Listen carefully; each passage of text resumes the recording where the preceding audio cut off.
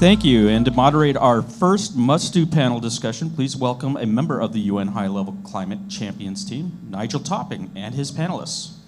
Good afternoon, everybody. Thank you for that last conversation. I love the idea of children going door to door, giving out LED light bulbs and making that an intergenerational conversation. That's a very powerful idea, and also I think great example of the demonstration effect. And so we've got a great panel now. I have Carmen Vicelich, the founder of Generate Zero, Lisa Graumlich, the president of the American Geophysical Union and the Dean Emeritus of the College of Environment at the University of Washington, and the Honorable Bogolo Kenewendo, former Minister of Investment, Trade and Industry in Botswana, and now the Africa Director and Special Advisor for the UN High-Level Climate Champions team, who I know well because I was in that team a year ago. So we're gonna, you've heard this morning about the must-dos. They're quite high level, right? And of course they have to land in the real world on the ground. So what we're going to do in the next half an hour is we're going to go from the high level to some things that are actually working right now. So we're going to go from 30,000 feet to the ground, and then we're going to say, okay, here are some things that are working. What would it take to scale them up fast? So we have that idea of that accelerating, what I call an ambition loop, where you have somebody like the state of Hawaii commit to something ambitious.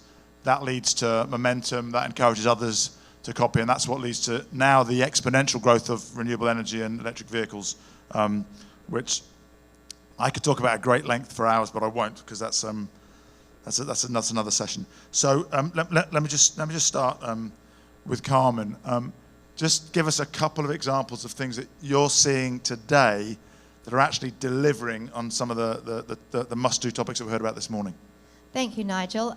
So I'm a tech and data entrepreneur, so a little bit of a geek, and I think we heard this morning and we've heard all day, to change the future we have to do something differently. And that is all about embracing new. And I think we all are listening and hopefully you're hearing about the power of AI, the power of cloud technology, the power of computing and what it can actually do to enable us to make better decisions and really actionable insights that support those decisions. And so two examples are really, you can have all the regulatory compliance in the world and you can have all the desire, but without the digital tools, many things are not possible. And so two things that we've done that are working globally. One is I have a mortgage technology platform called Velocity. And we know our banks want to do more green lending and that they can offer cheaper home loans if they know the property is going to meet that criteria. And so what we do is we capture that data using valuers, real estate agents, and also bringing in together government data. And we also work with local partners like New Zealand Housing Council, and we put Green Council, we put that on the landing page. So when someone walks into the bank, they can offer green lending and they can actually offer cheaper funding. And so it's incentivizing the ecosystem. Another example is we all know we have to measure and reduce carbon emissions, but how do we do that? How do we measure scope 1, 2, and 3? And we heard, I loved what we heard this morning from Sylvia, that all of us can make a difference, but how do we as consumers decide who to use and where to put our business if we don't have transparency and visibility, which obviously requires data. We know there's a lot of greenwashing. And so we created Generate Zero to capture and measure organizations' carbon emissions. And we're doing that for lenders, and now they're doing that for their customers, and they're wanting to do it for their customers. And because, importantly, we actually encourage the sharing of the data, we now have reciprocity, so we have libraries of code, so we can actually benchmark how you're measuring and reducing your carbon emissions and how you're comparing to others in your vertical. So it's pretty exciting to deliver those two examples. Great, two very good practical examples. And when we come back to you to talk about how to take those as specific examples to scale, I mean, it seems to me the velocity example really points to the third must-do about incentivizing through subsidies and taxes. It's not a public tax, but it's a change in the cost of capital, which is a very strong incentive. But then, so maybe you can talk about how that gets locked in at scale to economies around the world. And then on the measurement, it seems to me that measuring carbon is necessary, but I think it's the second of the must-dos talks about global price on carbon. Of course, if you measure it but it hasn't got cost then, so maybe you can talk about some of the experience and what you think of the steps forward. But let me move on to Lisa now. Lisa, for your examples of what's already working today, and then we'll come back and talk about how to scale it up. What's already working today? Such a critical question. As I was thinking about what of all the things that are working today, I wanted to hone in on something for this panel that I have the most expertise in, which is around land use, which was one of our key topics in this panel. And I was thinking, what does it actually take to create a robust and scalable carbon market for a nature-based solution in terms of sequestering carbon? And luckily, when I was at the Africa Climate Summit, I got just the inspiration for a story I want to tell you about what it takes. And what I want to tell you about is the work of Dixon Ole Kaeo, who is the CEO of the Kenyan Wildlife Conservancy Association.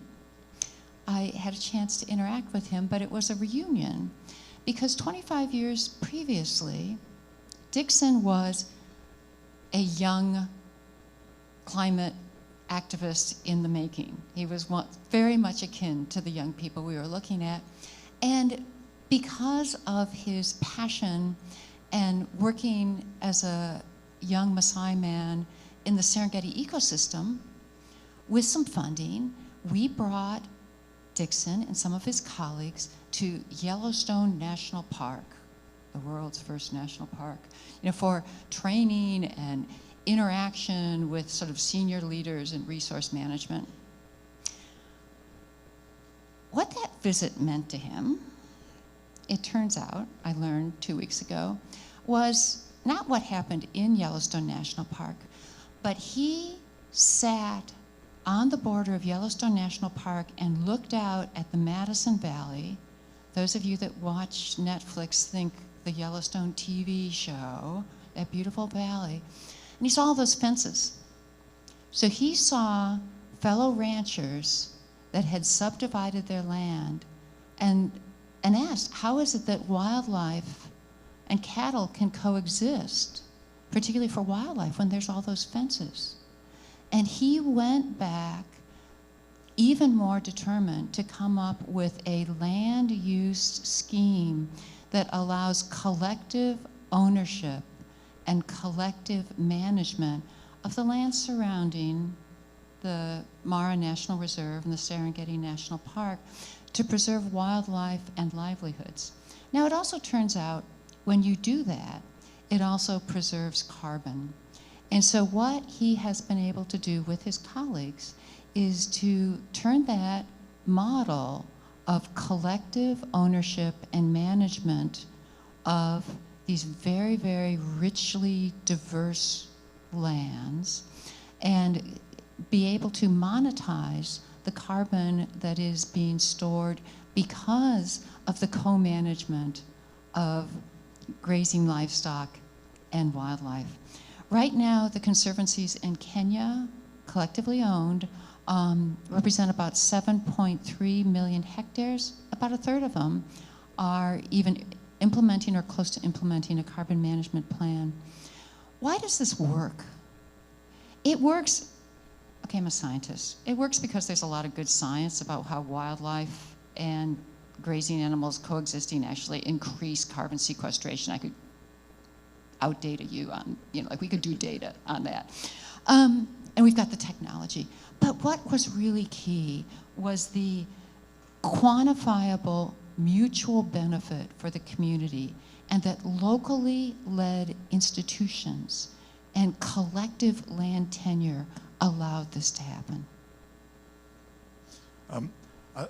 I love that example. Could you say one, just try and summarize what the benefit to the community has been? Oh, the benefit to the community is, first of all, it releases the incredible pressure on being the source of revenue being ecotourism, which, of course, in COVID was an incredibly tenuous source of and it the other benefit to the community is in this collective grazing scheme, conserving carbon also involves conserving land, keeping some of the land reserved in a grass bank in the case of a drought. And by collectively managing that, they can put aside a certain proportion so that when drought occurs in this sort of very rich land, they have an asset that they can draw on. So in this case, the nature-based solution is both a way of offsetting carbon, but it creates the resilient landscape that we need with the incredible devastation that can come with more droughts in these areas. Okay, so there's a first order resilience benefit, but also a second order financial one. And I'm thinking if we have time, I'm going to ask the panelists, but just to sow the seed now, to think about what are some of the unhelpful narratives which create headwinds, because this is something in Bogolo, maybe you can mention some of your work on carbon markets, which is very related. I think it's okay, sometimes we have unhelpful narratives from incumbents who are trying to slow the transition down. Sometimes we also have unhelpful narratives from those who are well-intentioned but maybe are naively creating an unintended consequence, and I think that's particularly the case around some rather strident voices who are suggesting that all offsets are bad, forgetting that right now already there are communities benefiting and many more that could benefit. But hold on, I didn't want to lead the jury. You give me whatever examples you wanted to share on things that you're seeing working right now, and then we'll go around and look at how we get to scale. Thanks, Nigel. I find that story quite fascinating and interesting, and there's a natural state that's doing something similar, and I think Kenya is doing a good job of leading in climate action and innovations that are so community engaged and community led. But what I want to move a little bit away from carbon markets. There's certainly been a lot of developments in that space and interest in those conversations in the continent. And hopefully we'll have a moment to come back to that. But in sharing what is working, we're seeing really good developments and partnerships around clean technology and energy in the continent. And I want to specifically mention the work that's been happening around the Africa Green Hydrogen Alliance. You know, we started with Nigel's leadership under the Climate Champions team, the Green Hydrogen Alliance for Africa about a year ago. And since, we've seen more than 6 African countries coming together and several financiers mobilizing around this particular alliance. But over and above mobilizing on the alliance is mobilizing on the project origination, which is very key, because we all talk about the just transition. We're talking about the need for energy, but there has been such little investment on project origination and issues of first loss and so forth. So seeing this developments around green hydrogen is giving us a little bit of hope that there will be an accelerated coverage and access of energy across the continent, which is what is needed. If we reflect on some of the key messages out of the Africa Climate Action Summit, it was a climate action should not be at the detriment of development. And so this mobilization and partnership around the possibility of scaling green hydrogen in the continent is well in line with that narrative. So that's one example that I wanted to bring. And then the second one is, again, we think energy, we're thinking large-scale power plants, but there's been such good movement around household livelihoods and household systems. And in particular, the clean cooking aspect has been really good. And I like what's happening in clean cooking for 2 reasons. One is, yes, you are providing clean household systems, but secondly, you're also leading to conservation of forests and reducing deforestation. So this becomes one of those killing 2 birds, saving two birds with 1 stone. But you know, it's there's been such good momentum around clean cooking, and whether it's through some sort of silicons or even LPG, and I know that this has been quite controversial, is it a transition source of energy or not? But the way we have to think about it, and the way we've been thinking about clean cooking in LPG in clean cooking is it better for people to go and cut down a very valuable forest and then have their lives harmed over using a transitional source of energy? So those two parts I see as good momentum and good cases to share for a positive narrative in the continent in particular. Yeah, I mean, that really good examples, and I think worth listening to the speech of President Ruto and the leadership statement that came out of that summit. I mean, those of us who've been around climate negotiations for a long time are very used to a kind of zero-sum game, rather kind of finger-pointing conversation, and it was really refreshing the way that I think President Ruto has galvanized a much more positive conversation around what he would call climate positive development. And so not leading with historical injustices, although they are real and ongoing, but leading with dynamism, enthusiasm, the youth of the African continent, the entrepreneurship and the opportunities. And my observation was that attracts a lot more potential partners, especially from the private sector. I mean, you know, CEOs from the private sector are not going to go places where all they're told is how bad they are and how much they've been part of the problem. They're going to go where they think they can be part of a solution and where they're welcome. So I thought that's really interesting. I also thought it's interesting, I think, Henk's example of going from dependence on fossil fuels to realizing that there's an abundance of renewables, to realizing that actually that could create new abundance like hydrogen, and then that leads to other things. That's something that I think we've seen happening in the African Green Hydrogen Alliances, that actually Africa's so abundant in fossil fuels, and then that starts to think, wait a minute, we're digging up iron ore and sending it away. Why don't we dig up iron ore and then use our massive renewables to create green hydrogen to then process so also it changes the whole potential trajectory of resource-rich countries' development. And similarly, the clean cooking, and also the other example I thought was the I don't know if you saw Sun Culture, that really interesting Kenyan company that's providing solar irrigation systems. Yeah. And it's really good. I know from my perspective, from a developed country, I tend to think of the need to replace fossil fuel energy with renewable energy to get rid of a problem. But what investing in solar irrigation, it's not replacing energy, it's giving productive use energy and transforming the lives of those farmers, like 2 to 3 times increase in yields. And paybacks of like 12 to 24 months are really very, very different kind of, which is why we need to think in the emerging markets of development opportunities, not just substitution opportunities. But let's go around again now. So those are all delightfully concrete examples.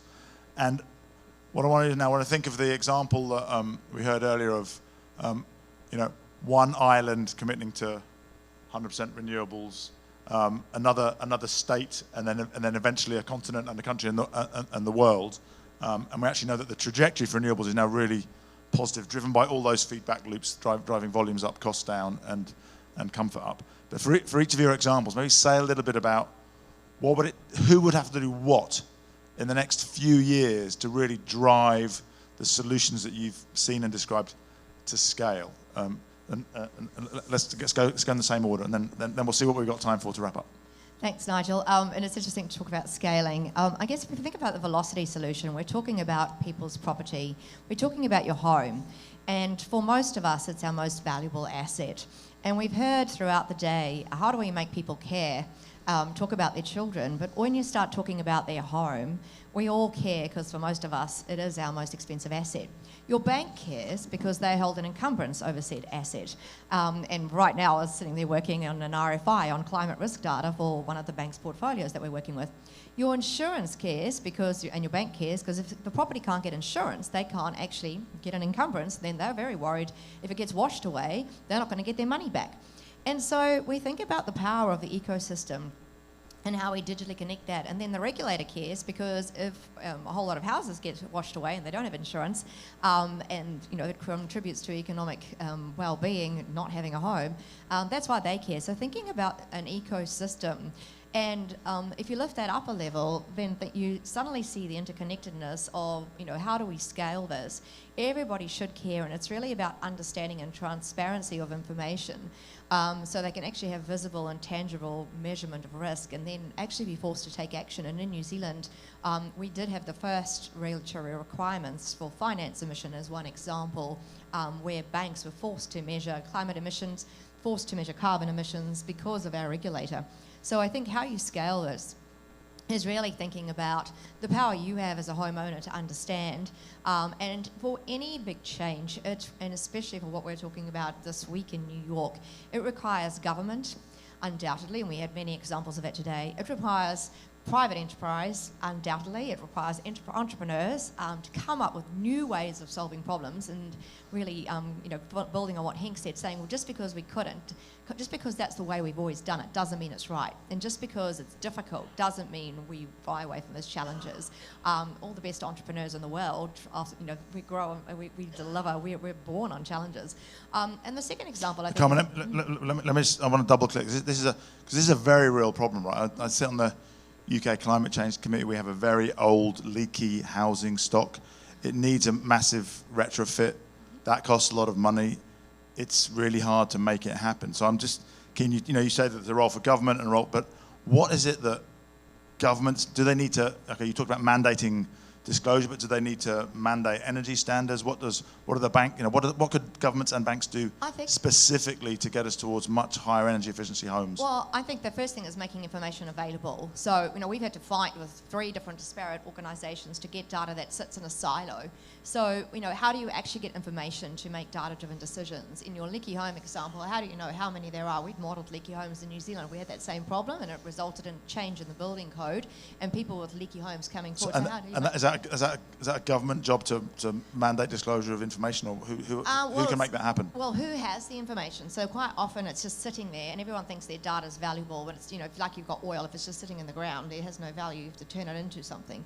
So it's actually saying, if you're sitting there and you're a government agency and you have information, everyone's got different bits of climate data, everyone's got different bits of infrastructure information, everyone's got different bits, and all of it comes together to make data-driven decisions. Right. And then it's about creating data to say, well, if we don't have the data, how do we measure this? How do we create it? How do we think differently? So what are the materials in a building that makes it sustainable, that's going to impact its energy? And how do we incentivize builders to build those products, banks to lend on those products, and customers to choose those homes because they're making a difference and they get cheaper lending? So you're going to have that ecosystem effect. And if the information is available, will all of that change happen automatically? Will banks immediately then start offering cheaper green mortgages because or do governments need to do something to accelerate that? I think it's really awareness, education, and governments accelerating that. And we are seeing there's compliance requirements of a certain portfolio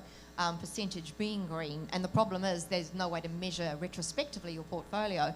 And the carbon emissions platform Generate Zero, that was very much the government regulated that finance emissions, scope 1, 2, and 3 had to be measured.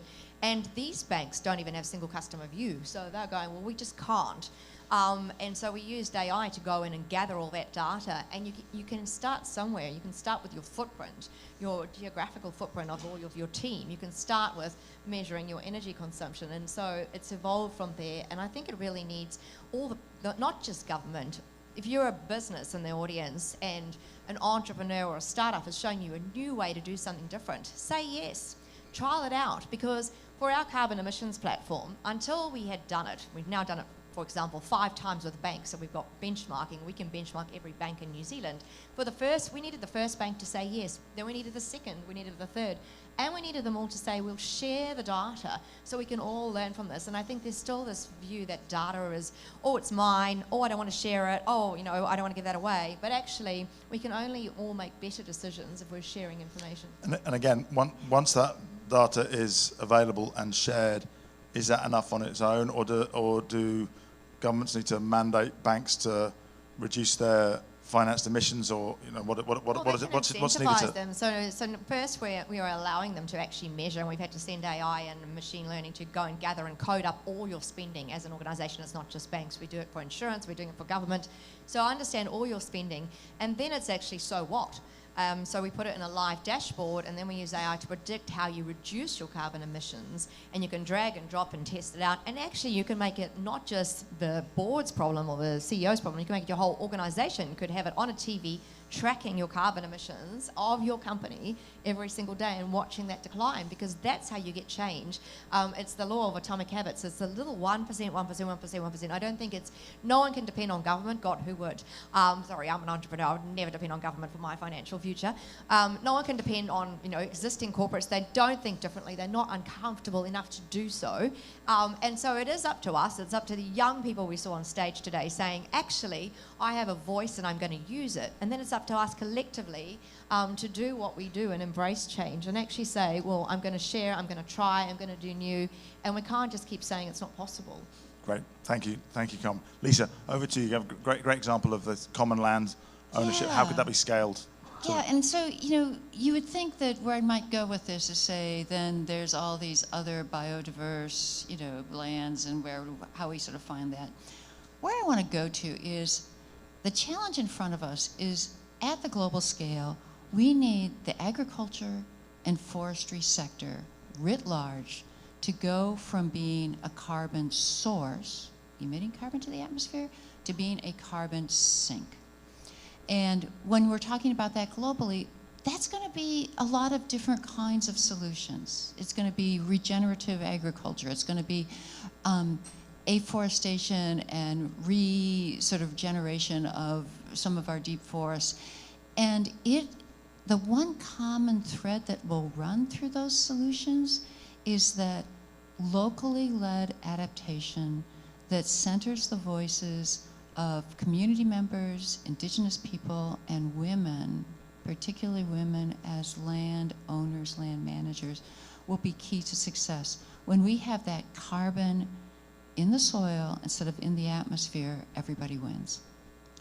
But I want to push for more specificity, because saying we need locally led adaptation and we need indigenous voices and female voices at the centre, those are the sort of things everyone can agree to. But it's not happening now. So somebody somewhere has to change. So what is it that has to change from the communities themselves, from the private sector, from finance, from governments, from local or international providers of capital to make the kind of transition? And that it's about good governance. And we know that we all contribute to good governance, both in how we vote and how we interact. And so I'm very reluctant to give you one prescription beyond we know what good governance looks like. So it's about embedding those principles of local Yes. adaptation and indigenous and Yeah. gender appropriate roles in governance into financial flows. I know there's been a lot of work on voluntary carbon markets, for example, trying to embed some of those principles into what constitutes a credible And unit replicate of carbon. and accelerate those. Yeah, great. Okay, thank you. Bogolo, over to you. How do we scale up from some of those very specific examples that you talked about that we saw at the African Climate Summit? Finance. Money. Would like money today, yesterday, and the day before. That's really what it is. We are ambitious. We want the world to be ambitious. We have ambitious goals, and yet we are not ambitiously investing. And that is the number one problem. We have a very compelling case of project pipelines. As you know, we put together a compendium of projects to dispel the myth that there are no climate action projects in the continent. And then we started shopping around this list. And still, there is a challenge of project origination finance. There is a challenge of perception of risk of investing in the continent. There's still very little financial flows into the continent. And I'll give you some statistics to back this up, Nigel. To date, only 2% of all renewable energy investments go to Africa. And very little, less than the 5%, go to nature economies that are providing over 30% of carbon sinks. And this is very disproportionate to what we are then expecting, or even African leaders are putting forward as being taking ownership and the ambition of leading in the climate action space. So in order for us to truly accelerate the development of renewable green energy or even green clean cooking in the continent, we need to have finance that is readily available, that will flow to the continent. And I have some examples for this. Before I get to those examples, there's one very glaring statistic that I want to point to. Investments to dirty sectors in the continent are 9 times that of clean industries. So if you are expecting for countries to transition or to start working on green energy, and yet finance is still going to the oil sector, to the coal industry, and very little to transitional industries, then we will not see the transition. And we have put together a set of action items to unlock finance in Africa and EMD markets. And one of those is to actively lead with concessional lending, because we know that the majority of finance that goes to both mitigation and adaptation and resilience in the continent is debt. Debt to countries that are already fiscally challenged. So dealing with climate action seems to be a double punishment for countries that didn't even cause this problem to begin with. But again, we're not leading with that we are victims. We're leading with we want to be part of the solution. So we need to see more finance, accelerated finance going to energy. We need to see more accelerated finance going to nature-based economies. We need to see the supply chain and value chain development of the transitional minerals happening in the continent. We need to have a turbocharger facility that will actually finance the project origination stage and also take care of the first loss issues. We need to also see MDBs, DFIs, IFIs that are backed by their countries, especially in the global north, work on origination to distribute and to crowd in private sector through various credit enhancement mechanisms. And then lastly, Nigel, we need to also see more, now going back to the continent, more domestic mobilization of finance through pensions. This one in particular I mentioned because once when I served as the Minister of Investment, we went to Australia looking for investors. And this gentleman said to me, "Oh, but your pensions are the ones building our power plant in Australia." Thank you. So what we need to do, even for ourselves, is to create conducive environment that will ensure that African capital stays in the continent to develop their industry. But we have put these 5 points together. Great, thank you. Lisa said there's no one prescription for anything, and you just beautifully described a much more systemic approach with many different levers. Obviously, we could go on a lot longer here. I think we heard very clearly from all the panelists about the importance of innovation and entrepreneurship, so we can't just rely on incumbencies, but also that we need local communities, governments, and private industry and private capital all playing a role. We're talking about system shifts here where no one has the power to transform everything on their own. One final word from each of you, because Bogolo's looking twitchy, and I'm very, very wary to say no to Bogolo, having learned. So just one final comment, anything you want to say just to leave the audience with. Thank you, Nigel. Yesterday I was asked if I think that the global discourse on climate action will feature in the elections, since the US is going to elections and many other countries. And I said no, but I think that it should feature because it will be part of the cost of living crisis. The supply chains will be affected, finance will be affected. We all need to care about what happens in Africa, in Southeast Asia, in Latin America, around crowding in finance for climate action. Because if action doesn't happen in EMDE markets, it will inadvertently affect the cost of living. That will be a main issue for elections here. Great, thank you.